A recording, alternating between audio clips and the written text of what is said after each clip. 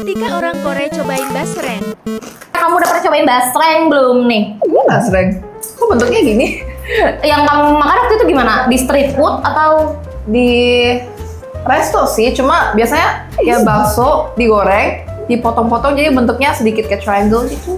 aku mah nggak bisa relate beli basreng di resto. Aku mah biasanya di warung. Apa aromanya apa? Baunya ya kayak bakso goreng sih. Buka edan, keren lah. Sunda mendunia, iya mah. Iya aya nu mirip gak di Korea? Kalau nggak digoreng kayaknya rasanya sedikit kayak omuk ya.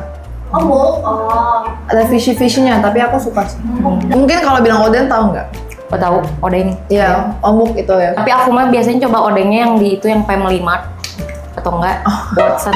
Watson kan jualan obat supermarket. Tapi aku ngerti. Makanya dia ngerti berarti sama otaknya. Oke, rating. 8,5. Anjay.